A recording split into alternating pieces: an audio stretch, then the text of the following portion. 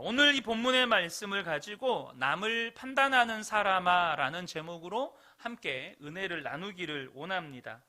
사도 바울은 하나님의 진노의 대상이 되는 하나님을 의도적이고 공개적으로 부정하고 대적하는 일들에 대해서 우리가 지난주에 나누었던 이 로마서 1장에서 언급을 하고 있습니다. 그리고 이렇게 하나님을 대적하는 일들은 당시로 보면 주로 이방인들에게서 일어나는 일들이었습니다. 자, 그러면 그렇다고 한다면 믿는다고 하는 유대인들은 하나님의 진노하심의 대상이 아닐까요? 그렇지 않다는 거죠.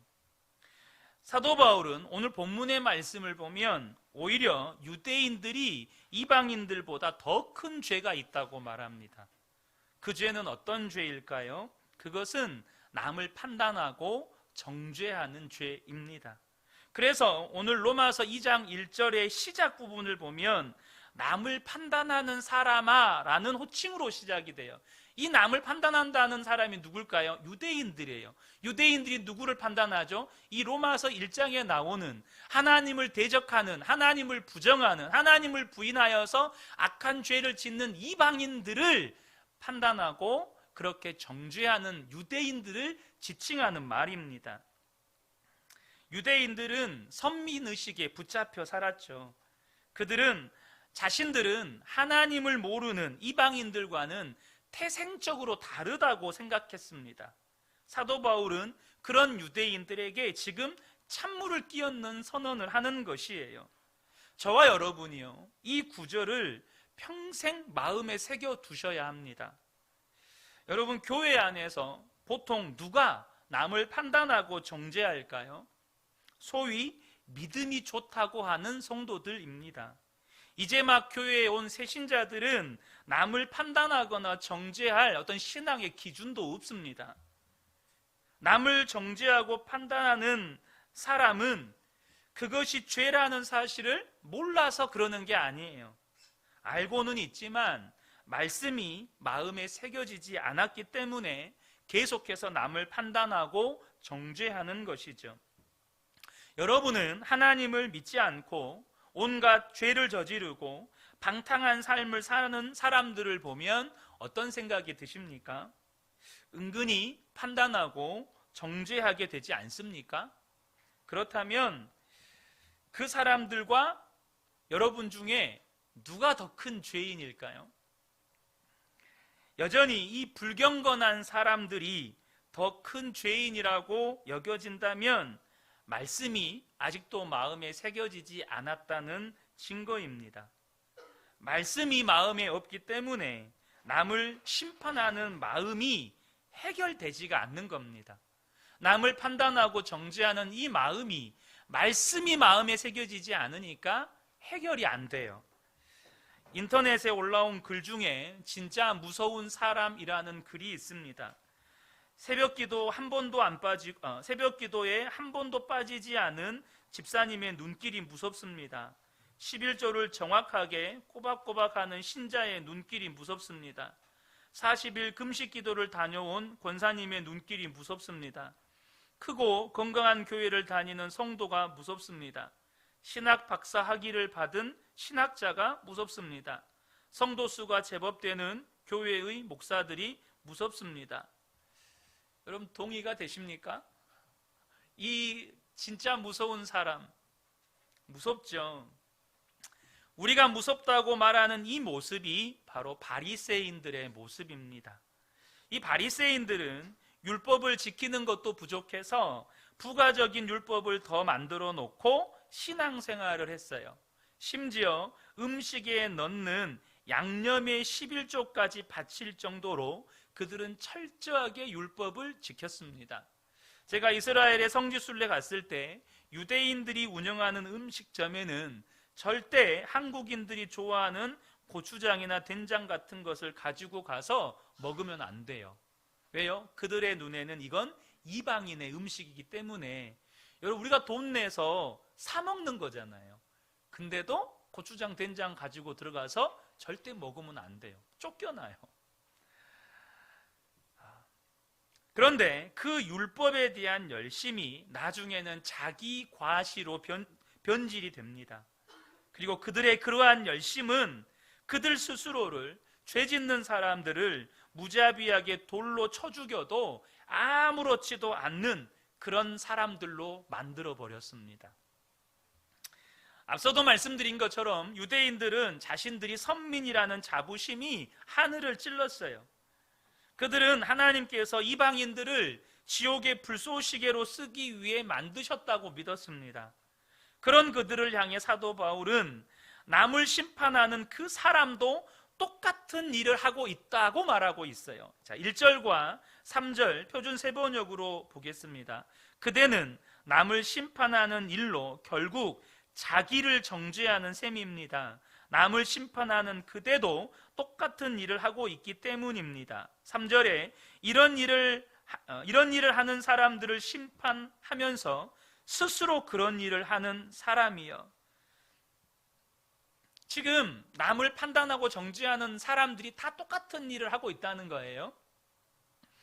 남을 심판하는 사람들은 자신이 그런다는 것을 쉽게 인정하지 않을 뿐더러 하지도 못합니다.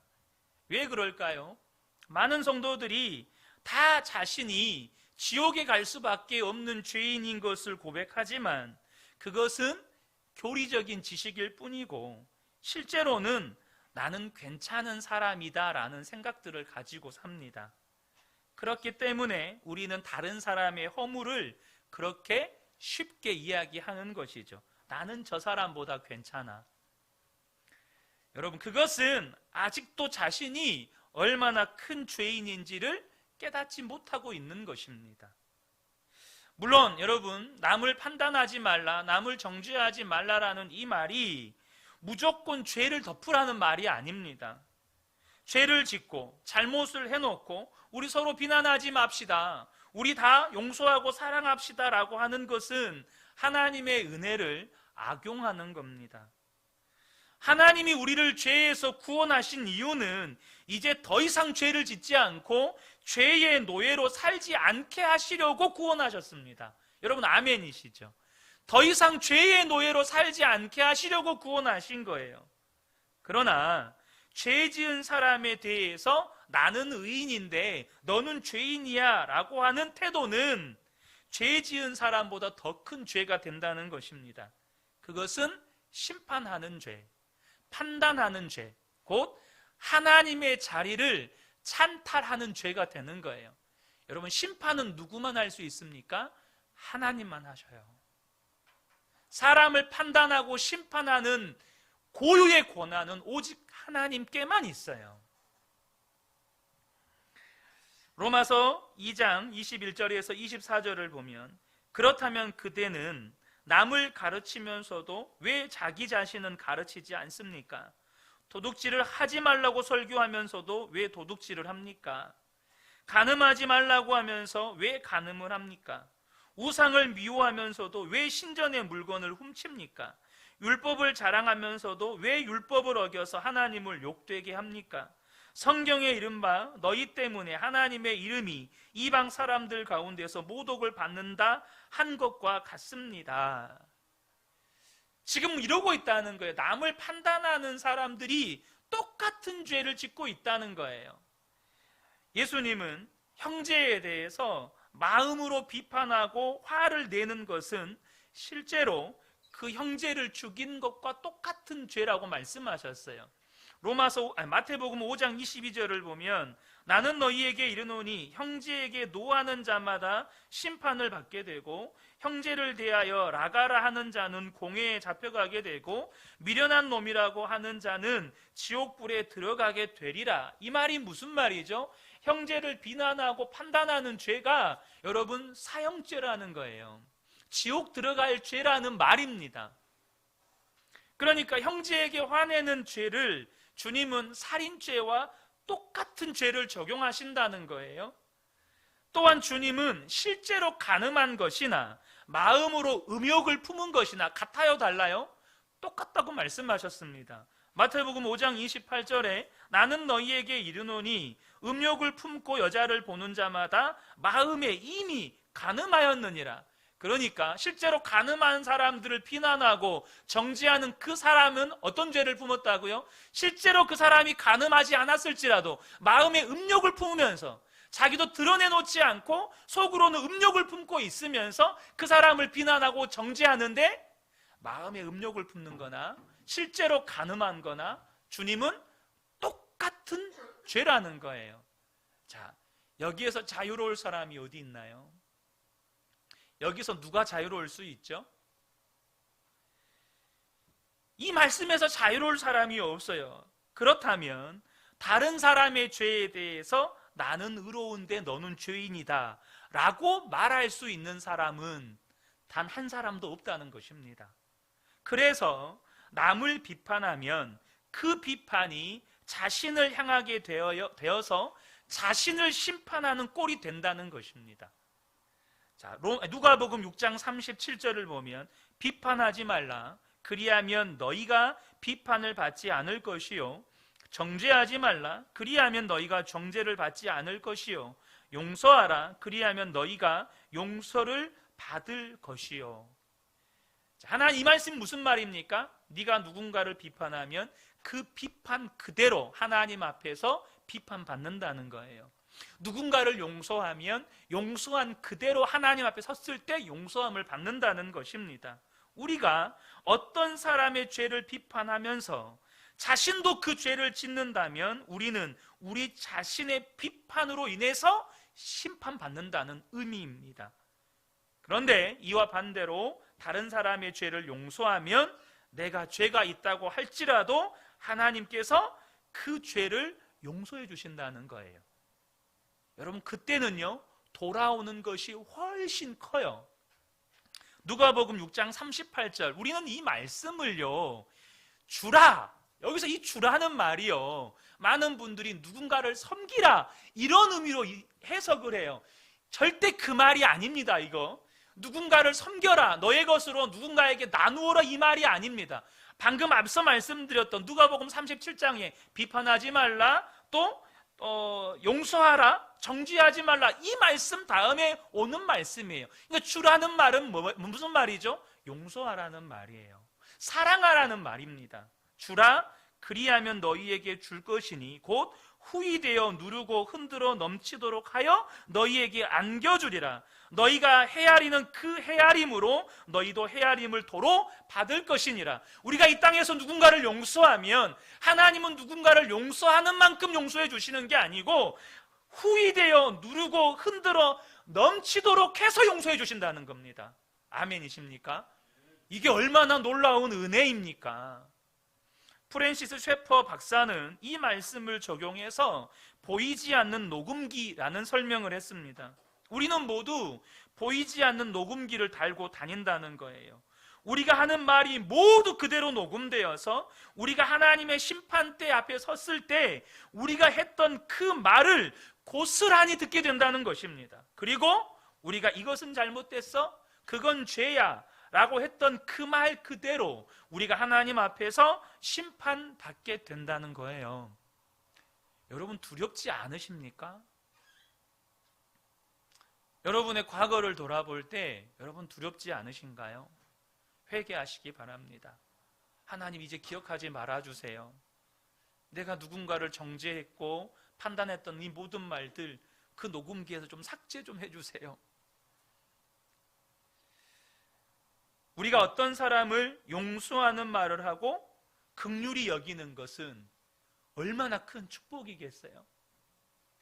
하나님 앞에 섰을 때 우리가 용서하고 축복한 대로 하나님은 누르고 흔들어 넘치도록 해서 우리에게 돌려주십니다.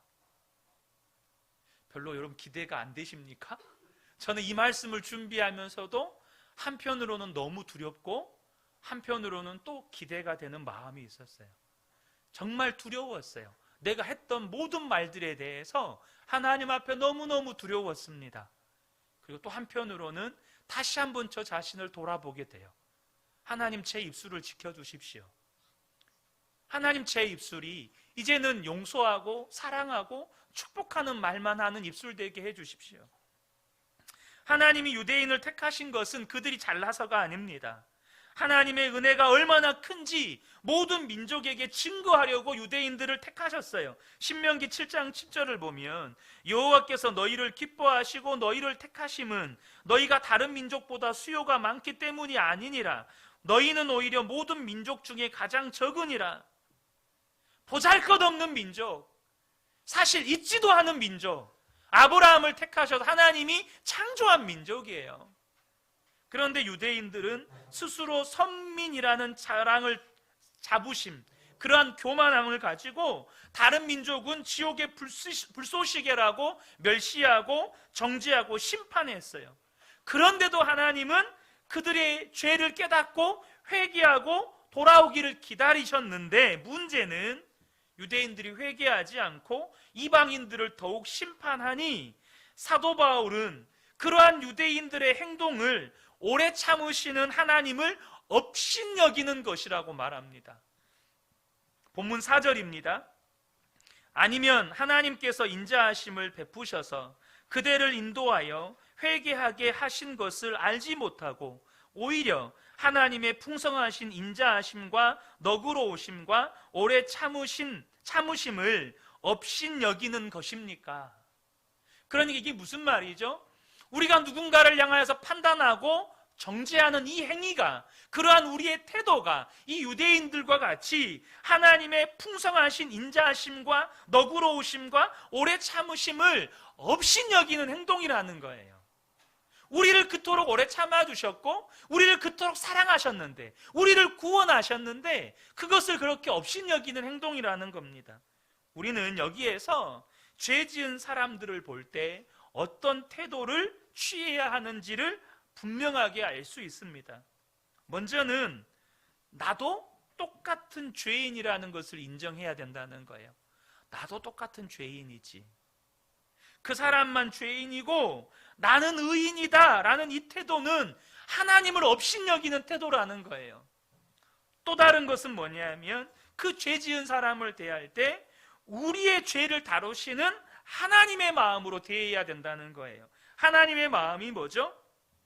하나님께서 인자하심을 베푸셔서 그대로 인도하여 회개하게 하신다. 이 4절의 말씀 그대로예요. 하나님께서 인자하심을 베푸셔서 그대로 인도하여 회개하게 하신다. 하나님은 풍성하신 인자하심과 너그러우심으로 오래 참으신다. 이것이 우리를 향한 하나님의 태도였고 우리 역시 죄 지은 사람을 대할 때 취해야 할 마음의 태도라는 것입니다. 로마서 1장과 2장은 사실 예수님께서 누가복음 15장에서 말씀하신 탕자의 비유를 풀어놓은 말씀입니다. 그러니까 예수님의 말씀은 아버지 재산을 탕진한 둘째 아들이나 돌아온 동생을 정죄하는 큰아들이나 다 아버지 마음을 알지 못하는 탕자들이다, 이 의미입니다. 우린 돌아온 탕자의 비유에서 단지 돌아온 탕자에만 너무 집중하는 경향이 있어요. 그러나 여러분, 돌아온 탕자나 그 탕자를 비난하고 정죄하는 큰아들이나 똑같은 탕자들이라는 거예요. 그리고 여러분, 큰아들이 더 큰 죄인이라는 거예요. 둘 다 구원이 필요한 아들이라는 것이 이 비유의 핵심입니다. 그렇다면 우리가 지난주에 나누었던 로마서 1장 18절에서 32절은 누구를 향한 말씀일까요? 이 탕자, 이방인들, 이 탕자인 동생에 대한 말씀이라면 이 로마서 2장 1절에서 11절은 동생을 정죄하는 형에 대한 말씀이에요. 이곳에서 함께 예배하는 우리는 이 큰 형, 이 큰아들에 속합니다. 이미 예수를 믿고 주일에 교회에 나와서 예배도 드리죠. 다들 반듯하고 경건합니다. 그런데 문제는 우리 안에 이 큰아들 같은 경향들이 있다는 겁니다. 방탕하거나 무언가 잘못한 사람을 볼 때 어떤 생각이 드십니까? 즉시 저 사람 왜 저런데? 저 집사님 왜 저래? 저 장로님 왜 저래? 저 권사님 왜 저래?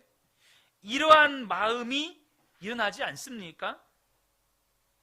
여러분, 오늘 지금부터 나누는 말씀은 사실 두려운 말씀입니다. 저와 여러분이 두렵고 떨리는 마음으로 이 말씀을 받으시기를 축복합니다. 5절을 보면 그대는 완고하여 회개할 마음이 없으니 하나님의 공정한 심판이 나타날 진노의 날에 자기가 받을 진노를 스스로 쌓아 올리고 있는 것입니다.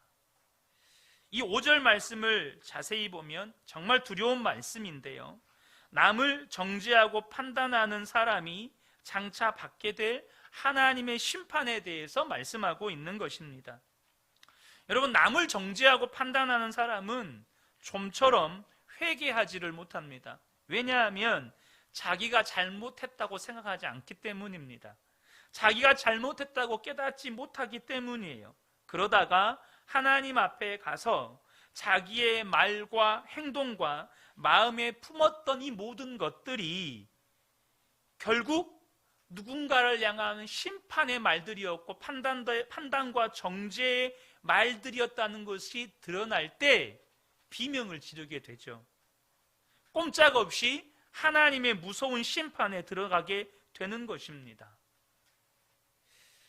비판을 잘하는 사람에게 누군가가 왜 그렇게 부정적이고 비판적이냐고 물으면 그 사람은 자신의 성품이 너무 올곧고 감추지 못하는 솔직한 성품이라고 말합니다. 그런 성품 때문이라고 말해요. 그런데 정말 그럴까요? 그건 성품의 문제가 아닙니다. 그것은 자기의 죄를 모르기 때문입니다.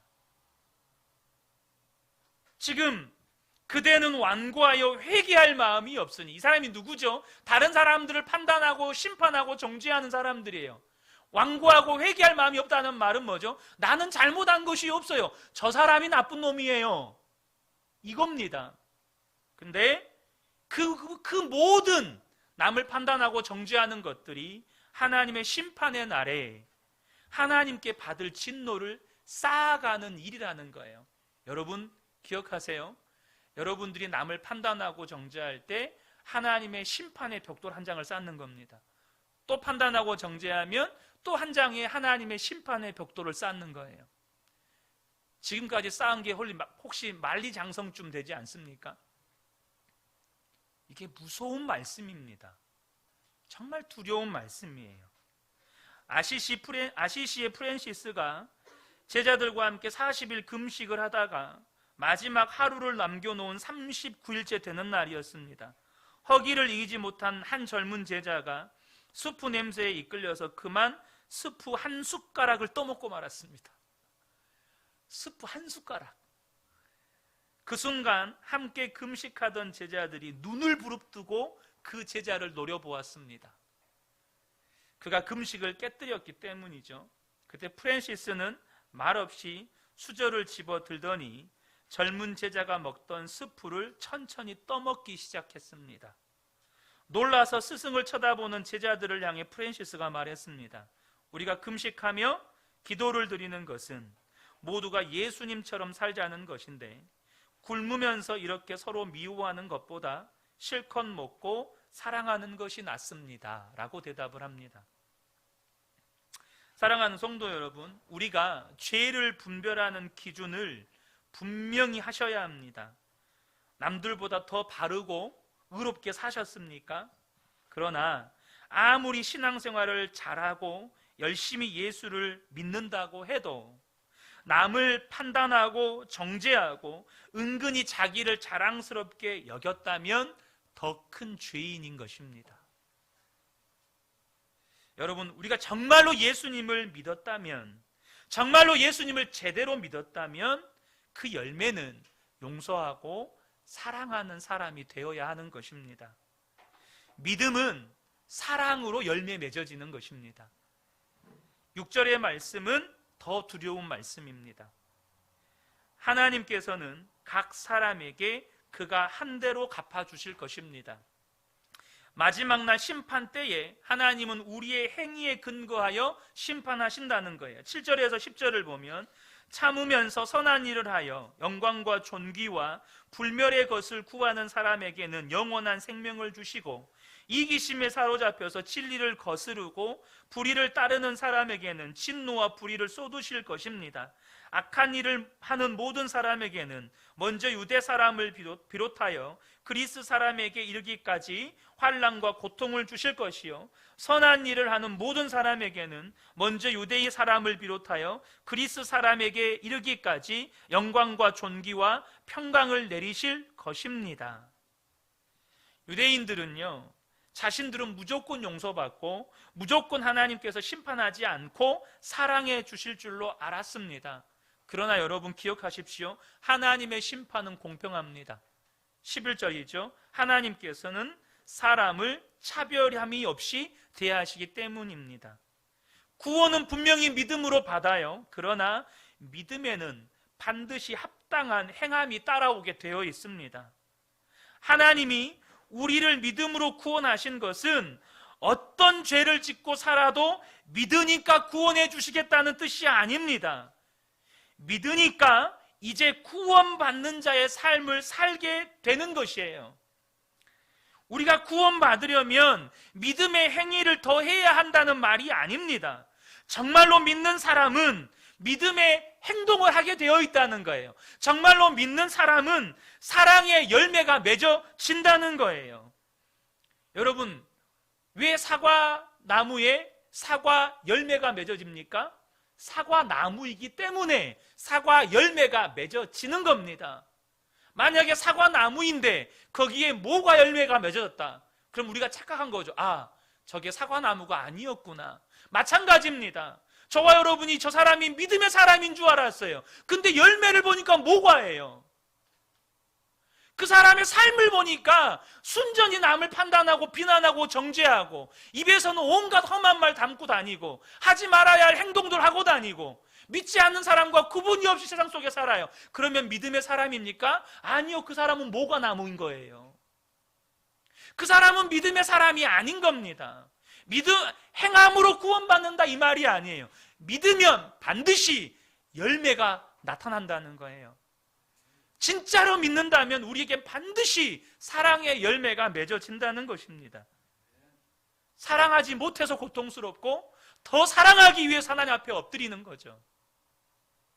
우리가 예수님의 십자가를 통해서 정말로 한없는 하나님의 용서와 사랑을 받았다는 걸 믿고 우리의 죄를 지시고 십자가에서 죽으신 예수님이 우리 마음에 함께 계시다는 걸 믿는다면 우리는 반드시 용서하게 되고 사랑하게 된다는 것입니다. 어떻게 십자가의 은혜를 믿고 주님을 바라보면서 용서와 사랑의 삶을 살지 않을 수 있겠습니까? 그렇기 때문에 구원받았다고 믿으면서 남을 심판한다면, 남을 판단하고 정죄하고 있다면 그것은 거짓 믿음이고 그것은 죽은 믿음인 것입니다. 여러분, 이 세상의 판단의 기준은 옳으냐 그르냐입니다. 그 옳으냐 그르냐의 기준으로 사람이 잘못했다 잘했다를 가르죠. 그런데요, 아이러니하다고 해야 될까요? 그 옳으냐 그르냐의 기준도요, 나에게 유익이 되느냐 해가 되느냐 혹은 내 편이냐 적이냐에 자유롭지 못해요. 당장 우리가 정치 세계를 보면 그렇잖아요. 이 옳으냐 그르냐 3살 먹은 애한테 물어봐도 알아요. 근데 그 옳으냐 그르냐도 이것이 내 편이면 옳으지만 적이면 길을 쓰고 반대하는 거예요. 길을 쓰고 그것을 막아야 되는 거예요. 옳은 일도 막아야 되는 거예요. 여러분, 그래서 그 옳으냐 그르냐의 기준만 바르게 가지고 있어도 그 사람은 굉장히 성숙한 사람입니다. 자기 유익이나 혹은 내 편이냐 적군이냐 이거에 따지지 않고 그 옳으냐 그르냐의 기준만 제대로 가지고 있는 사람도 사실은 이 세상에서 굉장히 성숙한 사람이에요. 그런데요, 예수를 믿는 우리는 더 나아가야 돼요. 우리의 기준은 옳으냐 그르냐가 아닙니다. 이것이 하나님의 뜻이냐 아니냐가 기준이 되어야 된다는 거예요. 우리의 기준은 옳으냐 그르냐가 아니고 이것이 하나님의 뜻이냐 아니냐가 되어야 한다는 것이죠. 문제는 이 옳으냐 그르냐를 뛰어넘는 게 정말 어려운 일이에요. 왜냐하면 이 옳으냐 그르냐는 결국 그 결과로 나의 옳음, 나의 의로움을 드러내는 것이기 때문에 그래요. 다른 사람의 틀렸음이, 다른 사람이 그름이 드러날 때 그 결과가 나의 옳음이 증명돼요. 나의 의로움이 증명이 되는 거예요. 부부싸움이 그렇죠. 배우자의 그름은 나의 옳음이에요. 그리고 틀린 배우자에게 사과를 받아내면 뭔가 승리한 것 같아요. 이겼다. 여러분, 교회에서 다툼이 왜 일어날까요? 이 문제 때문이에요. 상대방의 그름은 나의 옳음이에요. 상대방의 잘못한 것은 나의 옳음을 증명하는 거죠. 근데요, 이 옳으냐 그르냐는 절대 우리를 살리지 못합니다. 이 옳으냐 그르냐를 가리는 것은 갈등과 분열을 부추길 뿐이에요. 저와 여러분은 옳으냐 그르냐를 뛰어넘어서 하나님의 뜻이냐 아니냐를 생각하셔야 해요. 여러분, 온 인류를 구원한 예수님의 십자가 사건, 그것이 옳으냐 그르냐의 문제였습니까? 그건 틀린 문제였잖아요. 왜? 죄인도 아닌 예수님이 십자가를 지셔야 합니까? 그건 말도 안 되는 일입니다. 어떻게 의인을 십자가에 못 박을 수 있죠? 어떻게 의인에게 억울한 누명을 씌워서 십자가에 못을 박습니까?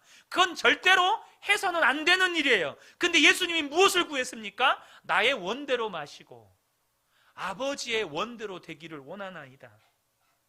나의 뜻대로 마시고 아버지의 뜻대로 하십시오. 다들 아시는 것처럼 손양원 목사님은 두 아들을 죽인 원수를 양자 삼았습니다. 이것은 옳고 그른 것을 뛰어넘은 거죠. 예수님이 나를 위해서 죽으셨다는 걸 믿고 그 주님을 정말로 바라보고 살면 내 안에서 반드시 일어나는 변화가 있습니다. 그게 뭘까요? 용서하고 또 용서하는 것, 사랑하고 또 사랑하는 것입니다. 하지만 예수님을 바라보는 믿음이 없으면 정죄하고 판단하고 또 정죄하고 판단하게 되는 것이죠. 여러분, 이건 흉내낼 수가 없습니다. 예수님을 진정으로 영접했는지, 내가 그 예수님을 정말로 믿음으로 바라보고 사는지 아닌지는 용서하는지 사랑하는지 혹은 정죄와 심판을 하는지 이것만 보면 금방 아는 겁니다. 남을 비판하는 마음은 우리 속에 있는 깊은 죄성이기 때문에 이것은 의지나 결단으로 극복되는 게 아니에요. 이것은 의지나 결단으로 극복이 안 돼요. 오직 나는 죽고 예수로 살 때, 내 안에 계신 주님을 바라볼 때만 극복이 되는 겁니다. 하나 영상으로 바꿔줘야지. 특별히 예수님을 바라보는 믿음의 눈이 열리지 않으면 신앙생활을 오래 할수록 더 많이 다른 사람을 판단하게 되고 정죄하게 됩니다. 완전히 율법주의에 빠지게 되는 거죠. 사랑하는 성도 여러분, 우리가 이 말씀을 평생 새기셔야 합니다. 방탕한 죄보다 판단하는 죄가 더 크다.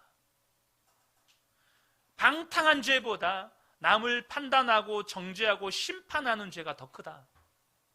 지금 오늘 사도 바울이 유대인들을 향하여서 하는 말씀이 그것입니다. 모든 죄가 다 두렵지만 사람을 판단하고 정죄하는 죄는 더 무서운 죄라는 사실, 그것은 하나님에게만 부여된 하나님의 고유의 고난인 그 누군가를 심판하고 판단할 수 있는 유일한 고난을 가지신 하나님의 자리를 내가 침범하는 거예요. 내가 강탈하는 거예요. 우리가 이것을 늘 기억하고 산다면 여러분, 가족 관계에서 기적이 일어납니다. 왜요? 자녀들이 실수했어요. 아내나 남편이 실수했어요. 근데 판단하지를 않아요. 정죄하거나 심판하지 않아요. 그럴 수 있지. 이 한마디만 해보세요. 그럴 수 있지. 여러분, 달라지는 겁니다. 아이들이 뭔가 실수했어요. 그럴 수 있지. 남편이 아내가 실수했어요. 그럴 수 있지. 이것을 우리가 기억하고 산다면 가족 관계도, 여러분 교회 생활도, 직장 생활도 여러분 기적이 일어나는 겁니다. 주님의 십자가와 지금 나와 함께 계시는 주님을 바라봄으로 우리 자신을 보고 또한 다른 사람을 주님의 눈으로 바라보게 되시기를 축복합니다. 그럴 때 저와 여러분을 통해서 진정한 용서와 사랑이 계속해서 흘러가는 기적을 경험하게 될 것입니다. 이 은혜가 우리 모든 성도님들께 충만하게 임하시기를 우리 주님의 이름으로 축복합니다.